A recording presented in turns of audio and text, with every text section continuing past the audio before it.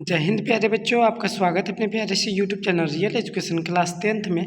मैं आशा करता हूं दोस्तों आप सभी अच्छे होंगे और अपना पढ़ाई अच्छे से कर रहे होंगे। प्यारे बच्चों, आज हम लोग सोशल साइंस के ऑब्जेक्टिव क्वेश्चन को जानेंगे जो आपके त्रिमासिक पेपर, ठीक है ना, 27 जून को आपको त्रिमासिक पेपर में देखने को मिलेंगे। तो कौन कौन से ऑब्जेक्टिव क्वेश्चन हो सकते हैं जो आपके त्रिमासिक पेपर 27 जून को त्रिमासिक पेपर के रूप में देखने को मिलेंगे, उन सभी ऑब्जेक्टिव क्वेश्चन को मैं इस वीडियो में बताने जा रहा हूँ। एकदम 100% रियल होगा, ठीक है ना। ये वायरल पेपर है, ठीक है ना। 100% जो भी बताऊंगा वही का वही आएगा, ठीक है ना। 80 ऑब्जेक्टिव क्वेश्चन बताऊंगा जिसमें से आपको 40 बनाना है। कितना प्यारे बच्चों, 40 को बनाना है और 40 को मतलब हाफ क्वेश्चन बनाना है, ठीक है ना। 50% आपको क्वेश्चन बनाना है, ठीक है। तो 80 में आपको 40 बनाना है, ठीक है ना। जो आपको अच्छा लगा वही 40 बनाना है। तो मैं आपको बताने जा रहा हूँ। और देखिए, ये सिर्फ आपके त्रिमासिक पेपर के लिए नहीं बल्कि ये आपके फाइनल एग्जाम के लिए, ठीक है ना। फाइनल एग्जाम तो आपका जो आपका होगा ना 2026 में, जो बोर्ड एग्जाम आपका होगा उसमें भी आपके लिए बहुत ये हेल्पफुल होने वाला है। तो उसमें भी आपका कितना नंबर का आ सकता है, तो 15 से 20 नंबर का ऑब्जेक्टिव क्वेश्चन इसी वीडियो से आएगा, ठीक है ना। इस वीडियो में जो ऑब्जेक्टिव क्वेश्चन बताऊंगा एकदम चुन चुन कर लाया हूँ। 80 ऑब्जेक्टिव क्वेश्चन जो आपके बोर्ड एग्जाम के लिए बेहद, फाइनल बोर्ड एग्जाम के लिए बेहद जरूरी है। तो आप सभी इस वीडियो को शुरू से लेकर अंत तक बने रहिएगा। अगर चैनल पर नए हैं तो चैनल को सब्सक्राइब कर दीजिएगा, साथ में बेल आइकन को भी ऑल पे सेट कर दीजिए जिससे आने वाली वीडियो का नोटिफिकेशन सबसे पहले आप तक पहुंचे, ठीक है ना। तो मैं जो भी क्वेश्चन कराने जा रहा हूँ आप सभी, है ना, मेरे साथ साथ याद करते चलिए, ठीक है ना। मैं आंसर बताते रहूँगा, आप सभी याद करते चलिए। तो आइए प्यारे बच्चों, बिना देर के इस क्लास को हम लोग अब शुरू करते हैं। देखिएगा प्यारे बच्चों, आपका पहला प्रश्न क्या कर रहा है, देखिएगा कि इटली एवं जर्मनी के एकीकरण के विरोध कौन देश था। इटली और जर्मनी के एकीकरण के विरोध कौन सा देश था, तो याद रखिएगा ऑस्ट्रिया। कौन था प्यारे बच्चों, ऑस्ट्रिया, ठीक है ना। ऑप्शन नंबर सी आपका सही जवाब हो जाएगा। नेक्स्ट क्वेश्चन है 2 नंबर। जलवेराइन एक संस्था है, जलवेराइन एक संस्था किस चीज़ की संस्था थी, तो व्यापारियों को, किसकी प्यारे बच्चों, व्यापारियों की। ऑप्शन नंबर बी याद रखिएगा, सही जवाब हो जाएगा। अगला प्रश्न है 3 नंबर की साम्यवादी शासन का पहला प्रयोग कहाँ हुआ था। साम्यवादी शासन का पहला प्रयोग कहाँ पर हुआ था, तो याद रखिए कहाँ पर हुआ था, तो रूस में हुआ था। कहाँ पे, तो रूस में हुआ था। ऑप्शन नंबर ए आपका सही जवाब हो जाएगा। अगला प्रश्न है 4 नंबर।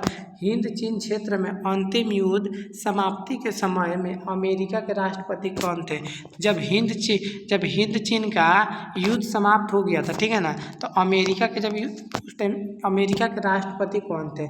उस टाइम अमेरिका के राष्ट्रपति का नाम पूछा गया, कौन थे, तो निक्सन थे। कौन प्यारे बच्चों, निक्सन थे, ठीक है ना। अमेरिका के राष्ट्रपति उस टाइम निक्सन थे। ऑप्शन नंबर बी आपका सही जवाब हो जाएगा। अगला प्रश्न है 5 नंबर। गद्दर पार्टी की स्थापना किसने और कब की थी। गद्दर पार्टी की स्थापना कब और किसने किए थे, तो याद रखिएगा 1913 में लाला हरदयाल के द्वारा।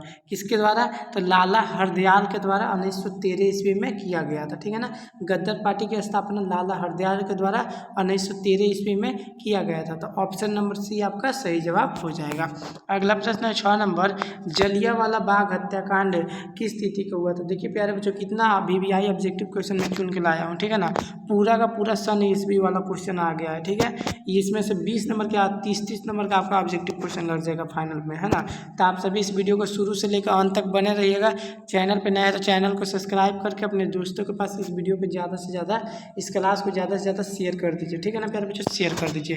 देखिए क्या कर रहा है कि क्या कर रहा है प्यारे बच्चों, जलियांवाला बाग हत्याकांड किस तिथि को हुआ था, तो याद रखिएगा 13 अप्रैल 1919 में। कितना में, तो 13 अप्रैल 1919 में। कहाँ पे हुआ था, तो अमृतसर में। कहाँ पे प्यारे बच्चों, अमृतसर पंजाब में हुआ था, ठीक है ना। याद रखिएगा अमृतसर ये पंजाब में हुआ था। नेक्स्ट क्वेश्चन है 7 नंबर। एक प्रतियोगी एवं उद्यमी प्रवृत्ति से प्रेरित किस प्रकार की अर्थव्यवस्था लागू की गई है। किस प्रकार की अर्थव्यवस्था लागू की गई है, तो मुद्रा प्रधान अर्थव्यवस्था। किसका, तो मुद्रा, ठीक है ना। मुद्रा यानी कि पैसा प्रधान अर्थव्यवस्था लागू की गई है। तो ऑप्शन नंबर बी आपका सही जवाब हो जाएगा। अगला प्रश्न है 8 नंबर। आधुनिक काल में औद्योगिक इकाई में किसके स्वरूप को गंभीर रूप से प्रभावित किया।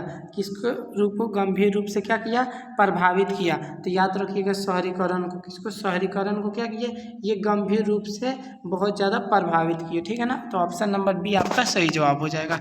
अगला प्रश्न है 9 नंबर।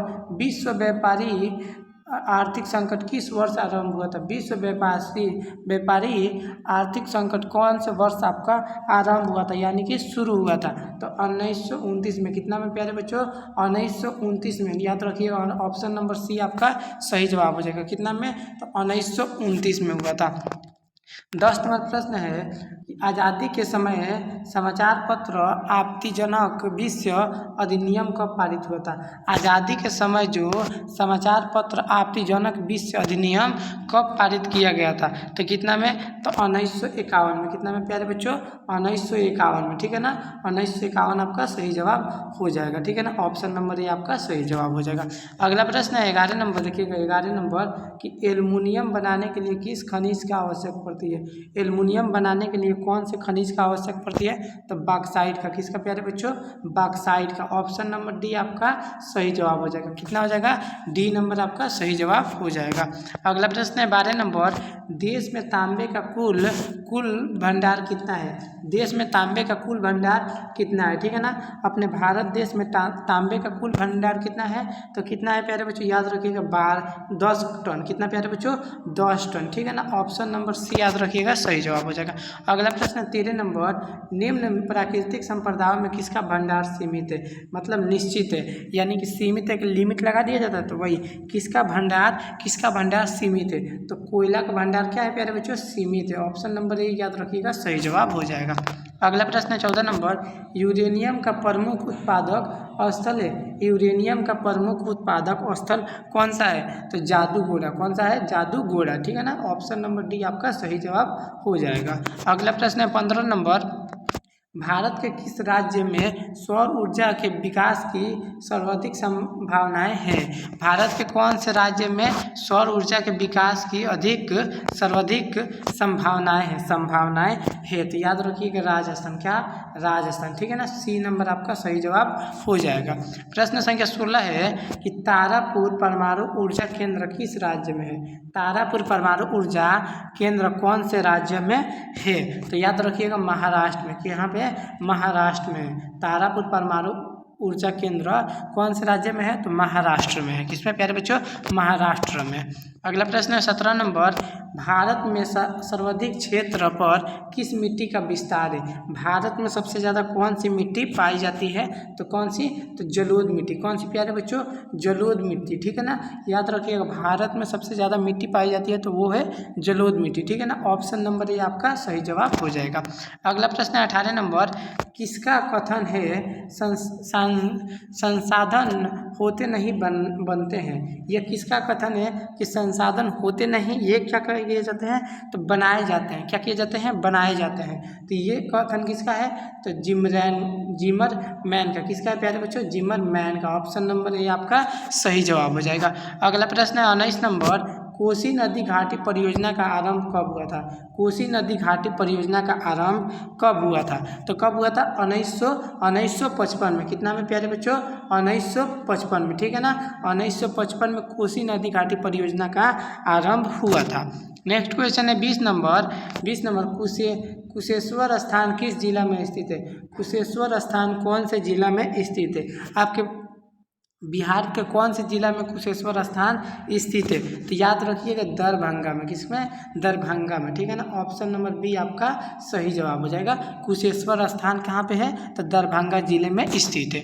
नेक्स्ट क्वेश्चन है 21 नंबर। दलित और महादलित की एक नई पहचान बना है।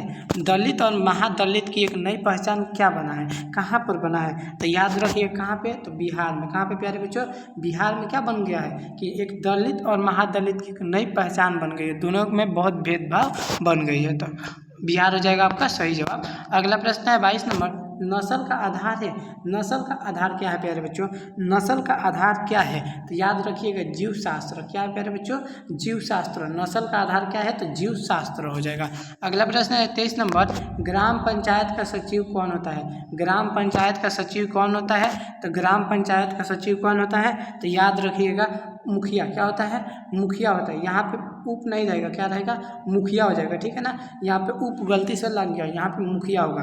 ग्राम पंचायत का सचिव जो होता है वो क्या होता है? तो मुखिया होता है। किसे कहते हैं? सचिव। तो ग्राम पंचायत के सचिव को हम लोग मुखिया कहते हैं। ठीक है ना। प्रश्न संख्या 24 है, इंग्लैंड में महिलाओं को मताधिकार किस वर्ष प्राप्त हुआ था? इंग्लैंड में महिलाओं को मताधिकार यानी मताधिकार मतलब वोट देने का अधिकार कौन से वर्ष में प्राप्त हुआ था? तो याद रखिएगा कितना में 1918 में। कितना में प्यारे बच्चों? 1918 में क्या हुआ था? इंग्लैंड में महिलाओं को वोट देने का अधिकार प्राप्त हुआ था। अगला प्रश्न है 25 नंबर, वर्ष 1975 भारतीय राजनीतिक में किस लिए जाना जाता है? जो 1975 वर्ष है वो भारत के राजनीतिक में किस लिए कौन से नाम से जाना जाता है? वो कौन से है ना, कौन से राजनीतिक के नाम से जाना जाता है? तो याद रखिएगा देश के अंदर आपातकालीन लागू हो चुका था। आपातकालीन कब लागू हुआ था? तो याद रखिएगा 1975 में बहुत सी बड़ी समस्या का आपातकालीन क्या हो चुका था? लागू हो चुका था। तो भारत में हम लोग 1975 में क्या जानते हैं कि हमारे देश में क्या हो चुका था? आपातकालीन घोषित हो चुका था। नेक्स्ट क्वेश्चन है 26 नंबर, बिहार में संपूर्ण क्रांति का नेतृत्व किसके द्वारा किया गया था? किसने किया था? तो जयप्रकाश नारायण ने। किसने प्यारे बच्चों? जयप्रकाश नारायण। ठीक है ना, याद रखिएगा बिहार में जो संपूर्ण क्रांति का नेतृत्व किसने किया था? तो Jayaprakash Narayan. Option number D आपका सही जवाब हो जाएगा। अगला प्रश्न है 27 नंबर, चिपकू आंदोलन निम्नलिखित में से किसका संबंध नहीं है? चिपकू आंदोलन निम्नलिखित में से किसका संबंध नहीं है? तो किसका संबंध नहीं है? देखिए, अंगू पेड़ के काटने की अनुमति से ये तो है, फिर आर्थिक विशेषण की अनुमति से ये भी है, शराबरी के विरुद्ध आवाज से ये भी है, आपका कांग्रेस पार्टी के विरोध से ये नहीं है। क्या नहीं है? तो कांग्रेस पार्टी के विरोध ये इसका क्या है? संबंध नहीं है। चिपको आंदोलन का ये संबंध नहीं है। तो option number D, option number क्या हो जाएगा? डी नंबर आपका सही जवाब हो जाएगा। ठीक है ना, कांग्रेस पार्टी के विरोध से। किसका? तो कांग्रेस पार्टी के विरोध से ये क्या है? चिपको आंदोलन का संबंध नहीं बताता है। अगला प्रश्न 28 नंबर, लोकतंत्र एक शासन है जिसमें क्या होता है? लोकतंत्र एक शासन है जिसमें क्या करते हैं? तो क्या करते हैं? सामाजिक व्यवस्था भी है, आर्थिक आदर्श भी है और विशेष मनोवृत्तियाँ यानी कि उपयुक्त तीनों होती है। क्या होती है? उपयुक्त तीनों होती है, जिसे लोकतंत्र कहा जाता है। ठीक है ना, जिसे लोकतंत्र कहा जाता है। अगला प्रश्न है 29 नंबर, लोकतंत्र जनता के द्वारा तथा जनता के शासन के लिए, यह किसका कथन है? लोकतंत्र क्या है? जनता के द्वारा तथा जनता के शासन के लिए, यह कथन किसका है? तो यह कथन याद रखिएगा किसका है? तो यह कथन अब्राहम लिंकन का है। किसका प्यारे बच्चों? अब्राहम लिंकन का। ठीक है ना, ऑप्शन नंबर बी आपका सही जवाब हो जाएगा। प्रश्न संख्या 30 है कि 30 भारत में योजना आयोग का गठन किया गया था? भारत में योजना आयोग का गठन कब किया गया था? तो योजना आयोग का गठन कब किया गया था? तो 15 मार्च 1950 में। कितना? तो 15 मार्च 1950 ईस्वी में भारत में योजना आयोग का गठन किया गया था। ठीक है ना, ऑप्शन नंबर ए आपका सही जवाब हो जाएगा। अगला प्रश्न 31 नंबर, सतत विकास का क्या उद्देश्य है? सतत विकास का उद्देश्य क्या है प्यारे बच्चों? तो याद रखिएगा क्या है? केवल अपने लिए। क्या है? अपने लिए, सिर्फ अपने लिए। ठीक है ना, सेल्फ लिए। ठीक है, खुद के लिए क्या करना है? विकास करना है, वही है सतत विकास का उद्देश्य है। नेक्स्ट क्वेश्चन है आपका 32 नंबर कि नरेगा एक कार्यक्रम है। नरेगा एक कार्यक्रम है किसके लिए? तो राष्ट्रीय स्तर का। किसका? एक राष्ट्रीय स्तर पे जो है उसी का नरेगा क्या है? एक कार्यक्रम है, कार्य है। अगला प्रश्न है 33 नंबर, राष्ट्रीय आय संतुलन होता है। राष्ट्रीय आय कहाँ पे संतुलन होता है? तो याद रखिएगा उपभोक्ता व्यय और विनियोग के योग के। उपभोक्ता व्यय और विनियोग के योग के क्या होता है ये? ठीक है ना, ऑप्शन नंबर ए आपका सही जवाब हो जाएगा। अगला प्रश्न है 34 नंबर, भारतीय रिजर्व बैंक की स्थापना कब की गई थी? याद रखिएगा भारतीय रिजर्व बैंक की स्थापना, ठीक है ना, भारतीय रिजर्व बैंक की आरबीआई जिसको बोलते हैं, क्या बोलते हैं? आरबीआई। ठीक है ना, भारतीय रिजर्व बैंक ऑफ इंडिया। ठीक है ना, भारतीय रिजर्व बैंक ऑफ इंडिया इसका स्थापना कब हुआ था? तो 1935 में। कितना में प्यारे बच्चों?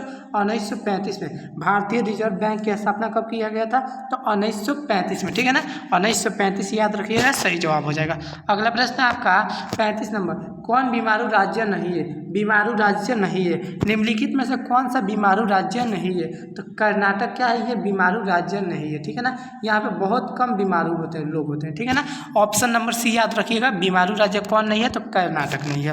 अगला प्रश्न है 36 नंबर, इनमें से पिछड़ा राज्य, इनमें से 36 नंबर प्रश्न, इनमें से पिछड़ा राज्य किसे कहा जाता है? निम्नलिखित में से पिछड़ा राज्य किसे कहा जाता है? तो बिहार को। किसे प्यारे बच्चों? तो बिहार को हम लोग क्या कहते हैं? पिछड़ा राज्य, है ना। यह राज्य क्या हो चुका? पिछड़ गया, बहुत ही पीछे रह गया है।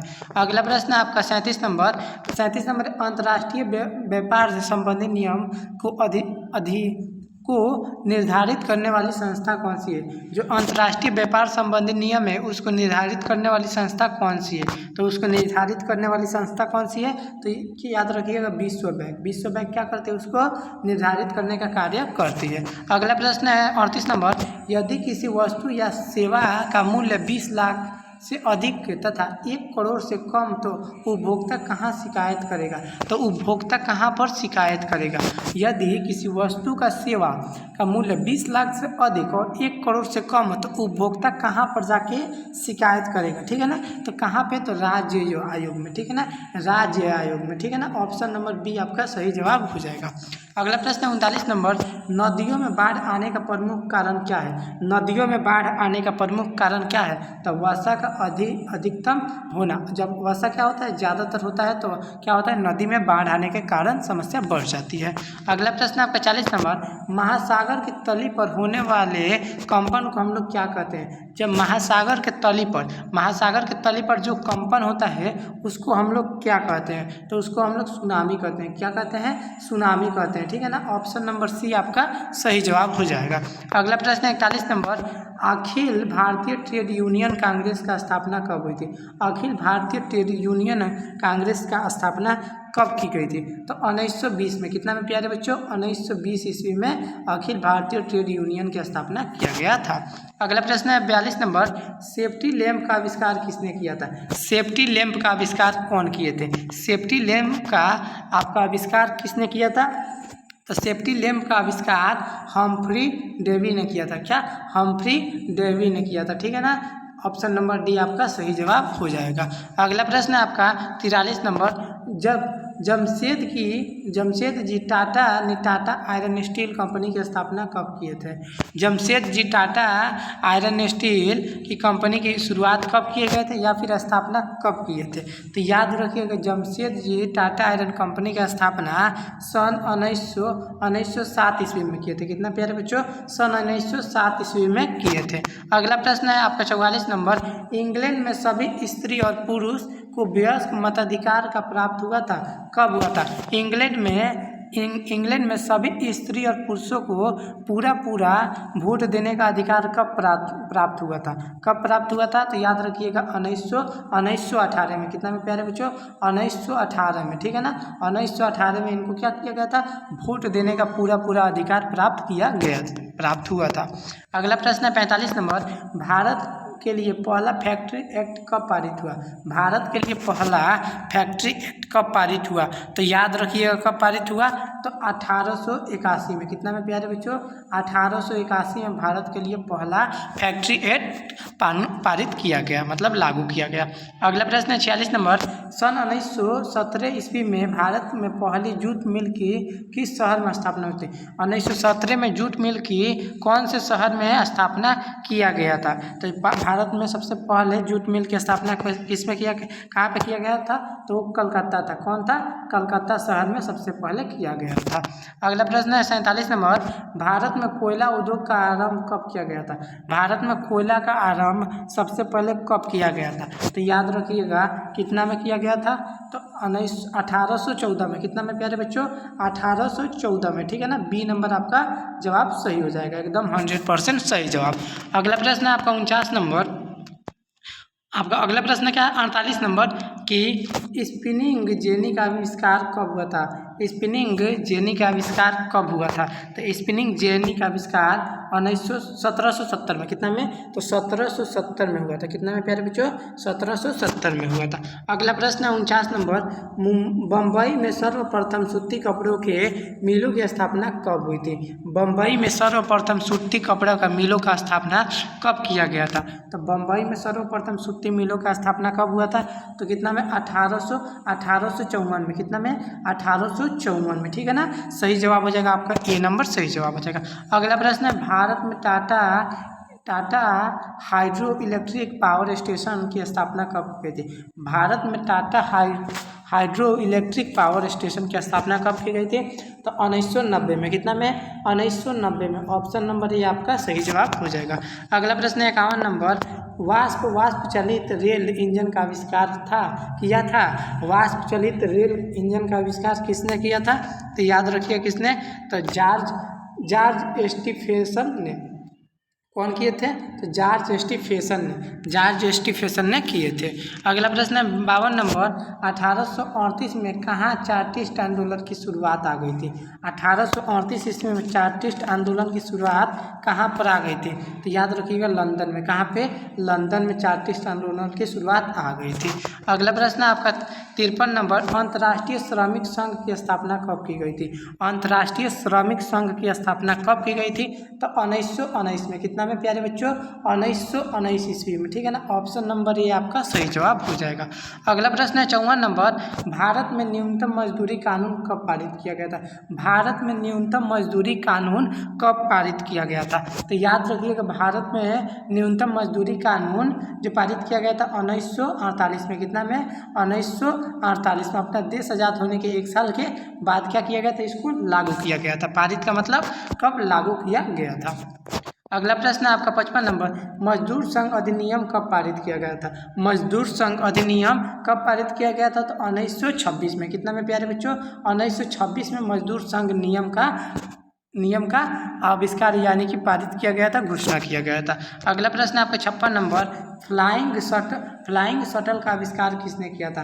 फ्लाइंग शटल का आविष्कार किसने किया था? तो किसने किया था? जॉन के। ठीक है ना, किसने किया था? तो जॉन। ठीक है ना प्यारे बच्चों, जॉन ने फ्लाइंग शटल का आविष्कार किया था। अगला प्रश्न आपका 57 नंबर, स्पिनिंग जेनी का आविष्कार किसने किया था? स्पिनिंग जेनी का आविष्कार किसने किया था? तो जेम्स हानीबज ने क्या किया था? स्पिनिंग जेनी का आविष्कार किया था। ठीक है ना, 57 का सही जवाब हो जाएगा आपका सी नंबर हो जाएगा। अगला प्रश्न आपका 58 नंबर, पावर लूप का आविष्कार किसने किया था? ठीक है, पावर लूप का आविष्कार किसने किया था? तो किसने किया था? Edmund Cartwright. ठीक है ना, एडमंड कार्टराइट ने किया था। ठीक है ना, पावर लूप का आविष्कार एडमंड कार्टराइट ने किया था। अगला प्रश्न 59 नंबर, स्पिनिंग म्यूल का आविष्कार किसने किया था? स्पिनिंग म्यूल का आविष्कार किसने किया था? तो किसने किया था? हम्फ्री डेवी ने। किसने? हम्फ्री डेवी ने। ये प्रश्न आपका रिपीट हो गया। ठीक है ना, दोबारा हुआ है। अगला प्रश्न देखिएगा 60 नंबर प्रश्न को देखिएगा, वाष्प इंजन का आविष्कार किसने किया था? वाष्प इंजन का आविष्कार भी हम लोग से क्या है, दोबारा पढ़ रहे हैं। तो क्या बताए थे हम? जेम्स वाट ने। किसने? जेम्स वाट ने क्या किया था? वाष्प इंजन का आविष्कार किया था। अगला प्रश्न आपका 61 नंबर, लंदन में अनिवार्य प्राथमिक शिक्षा कब लागू की गई थी? लंदन में अनिवार्य प्राथमिक शिक्षा कब लागू की गई थी? तो लंदन में अनिवार्य प्राथमिक शिक्षा कब की गई थी? तो कितना में? 1800 कितना में प्यारे बच्चों? 1870 में। कितना में? 1870 में। ठीक है ना, 70 में ये शिक्षा पारित की गई थी, लागू की गई थी। अगला प्रश्न है 62 नंबर, पूंजीपति वर्ग के द्वारा किस वर्ग का शोषण हुआ था? पूंजीपति वर्ग के द्वारा कौन से वर्ग का शोषण हुआ था? तो याद रखिएगा श्रमिक वर्ग का। किसका? श्रमिक वर्ग का शोषण हुआ था। ठीक है ना, पूंजीपति के द्वारा श्रमिक वर्ग का शोषण हुआ था। अगला प्रश्न है 63 नंबर, कौन सा सामाजिक वर्ग बुद्धिजीवी वर्ग के रूप में उभर कर आया? कौन सा सामाजिक वर्ग बुद्धिजीवी वर्ग के रूप में उभर कर आया? तो याद रखिएगा मध्यम वर्ग क्या होगा? बुद्धिजीवी वर्ग के रूप में उभर कर आया, सामने आया। अगला प्रश्न है 64 नंबर, जनसंख्या का घनत्व सबसे अधिक कहाँ होता है? जनसंख्या का घनत्व सबसे ज़्यादा कहाँ पे होता है? तो महानगर में। कहाँ पे प्यारे बच्चों? महानगर में। नगरों के नगर जिसे महानगर कहा जाता है। ठीक है ना, तो हमारे देश में कितने महानगर है? 4 है। ठीक है ना, 4 है। ठीक है, मुंबई, कलकत्ता, चेन्नई और एक कोई है। ठीक है ना, 4 महानगर है। कितने प्यारे बच्चों? 4 महानगर। अगला प्रश्न आपका 65 नंबर, आधुनिक काल में औद्योगिकरण ने किसके स्वरूप को गहन रूप से प्रभावित किया? किसके स्वरूप को गहन रूप से क्या किया? गहन यानी कि अच्छे रूप से प्रभावित किया। तो किसने किया था? तो याद रखिए शहरीकरण को। किसको? शहरीकरण के क्या किया? गहन रूप से प्रभावित किया गया था। अगला प्रश्न आपका 66 नंबर, एक प्रतियोगी एवं उद्यम प्रवृत्ति से प्रेरित किस प्रकार की अर्थव्यवस्था लागू की गई है? एक प्रतियोगी एवं उद्यमी प्रवृत्ति से प्रेरित किस प्रकार की अर्थव्यवस्था लागू की गई है? तो याद रखिएगा मुद्रा प्रधान अर्थव्यवस्था। क्या है? मुद्रा प्रधान अर्थव्यवस्था लागू की गई है। अगला प्रश्न है आपका 67 नंबर, अस्थायी कृषि के प्रभाव में कैसा जमाव संभव हुआ? अस्थायी कृषि, जो कृषि अस्थायी है, ठीक है ना, उनके प्रभाव में कैसा जमाव संभव हुआ? तो याद रखिएगा संपत्ति का संभाव क्या हुआ? संभव हुआ। ठीक है ना, ऑप्शन नंबर ए आपका सही जवाब हो जाएगा। अगला प्रश्न है 68 नंबर, शहरों को आधुनिक व्यक्ति का किस प्रकार का क्षेत्र माना जाता है? शहरों को आधुनिक व्यक्ति का किस प्रकार का क्षेत्र माना जाता है? तो याद रखिएगा विस्तृत क्षेत्र। कैसा? विस्तृत क्षेत्र, जो अधिक जगहों पे क्या विस्तृत यानी कि फैला हुआ हो। ठीक है ना। अगला प्रश्न आपका 69 नंबर, सामंती व्यवस्था से हटकर किस प्रकार की शहरी व्यवस्था प्रवृत्ति बढ़ी? कि संपत्ति व्यवस्था से हटकर किस प्रकार की शहरी व्यवस्था की क्या प्रवृत्ति बढ़े? तो याद रखिएगा प्रगतिशील प्रवृत्ति। कैसा? प्रगतिशील। ठीक है ना, प्रगतिशील प्रवृत्ति की क्या हुई? प्रवृत्ति बढ़ी हुई है। अगला प्रश्न 70 नंबर, पटना में गोलघर किस उद्देश्य से बनाया गया था? तो पटना में गोलघर क्यों बनाया गया था? तो याद रखिएगा अनाज रखने के लिए। किसके लिए? तो अनाज रखने के लिए क्या किया गया था? गोलघर का निर्माण किया गया था। अगला प्रश्न है आपका 71 नंबर, सिखों के 10वें गुरु और अंतिम गुरु गोविंद सिंह का जन्म बिहार के किस राज्य में हुआ था? सिखों के 10वें गुरु कौन है? तो गुरु गोविंद सिंह, याद रखिएगा। और सिखों के 10वें और अंतिम गुरु, ये 10वें और अंतिम गुरु है। ठीक है ना, गोविंद सिंह क्या है? सिखों के 10वें और अंतिम गुरु है, जिनका जन्म बिहार के कौन से राज्य में हुआ था? तो याद रखिएगा पटना में। कौन से राज्य में? तो पटना में हुआ था। ठीक है ना, सिखों के 10वें गुरु एवं और अंतिम गुरु गोविंद सिंह का जन्म बिहार के पटना जिले में हुआ था। अगला प्रश्न 72 नंबर, इंडिका किसकी रचना है? इंडिका किसकी रचना है? तो याद रखिएगा मेगास्थनीज की। किसकी? मेगास्थनीज की रचना है। इंडिका किसकी रचना है? तो मेगास्थनीज की। अगला प्रश्न आपका 73 नंबर, पटना में गोलघर का निर्माण कब हुआ था? तो पटना में गोलघर का निर्माण याद रखिएगा कब हुआ था? तो पटना में गोलघर का निर्माण 1786 ईस्वी में। कितना में? तो 1786 ईस्वी में क्या हुआ था? गोलघर का निर्माण हुआ था। आपका अगला प्रश्न है 74 नंबर, अंग्रेज यात्री राल्फ फिच पटना कब आया? अंग्रेज यात्री जो थे राल्फ फिच वो पटना कब आते हैं? तो याद रखिए कब आते हैं? 1856 में। कितना में प्यारे बच्चों?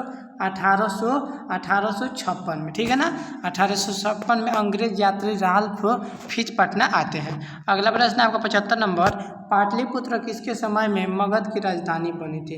पाटलिपुत्र किसके समय में मगध की राजधानी थी? तो उदयन की। ठीक है ना, उदयन के समय क्या था? पाटलिपुत्र जो मगध का राजधानी बना हुआ था। अगला प्रश्न है 76 नंबर, विश्व में सर्वप्रथम भूमिगत रेल कब आरंभ हुई थी? विश्व में सर्वप्रथम सबसे पहले भूमिगत रेल कब आरंभ हुई थी? तो याद रखिए कब आरंभ हुई थी? तो 1863 में। कितना में प्यारे बच्चों? 1863 में। ठीक है ना, भूमिगत रेल सबसे पहले 1863 में आरंभ हुई थी। अगला प्रश्न 77 नंबर, भूमिगत रेल सर्वप्रथम विकास कहाँ हुआ था? तो यह कहाँ पे हुआ था? इसका विकास पूछ रहा है। तो लंदन में। कहाँ पे? लंदन में, ब्रिटिश में। ऑप्शन नंबर सी आपका सही जवाब हो जाएगा। फिर 78 नंबर है, दुनिया का सबसे बड़ा शहर कौन सा है? दुनिया का सबसे बड़ा शहर हम लोग किस नाम से जानते हैं? तो लंदन को हम लोग क्या बोलते हैं? दुनिया का सबसे बड़ा शहर है। दुनिया का सबसे बड़ा शहर तो लंदन है। ठीक है ना। अगला प्रश्न आपका 79 नंबर, गुरु गोविंद सिंह का जन्म कब हुआ था? गुरु गोविंद सिंह का जन्म कब हुआ था? तो 1666 में। कितना में? 1666 में गुरु गोविंद सिंह का जन्म हुआ था। ठीक है ना, याद रखिए गुरु गोविंद सिंह का जन्म कब हुआ था? तो 1666 ईस्वी में। ऑप्शन नंबर बी आपका सही जवाब हो जाएगा। अगला प्रश्न 80 नंबर की घेटो शब्द मध्य यूरोपीय शहर में किस बस्ती के लिए प्रयोग किया जाता है? कौन से बस्ती के लिए प्रयोग किया जाता है? तो याद रखिएगा 80 का सही जवाब क्या हो जाएगा? तो यहूदी। क्या हो जाएगा? यहूदी, ठीक है ना, यहूदी बस्ती के लिए क्या ये किया जाता है, तो ये प्रयोग किया जाता है। आपका ऑप्शन नंबर बी आपका सही जवाब हो जाएगा। प्यारे बच्चों ये आपका 80 ऑब्जेक्टिव क्वेश्चन था। कितना प्यारे बच्चों? 80 ऑब्जेक्टिव क्वेश्चन था, ठीक है ना।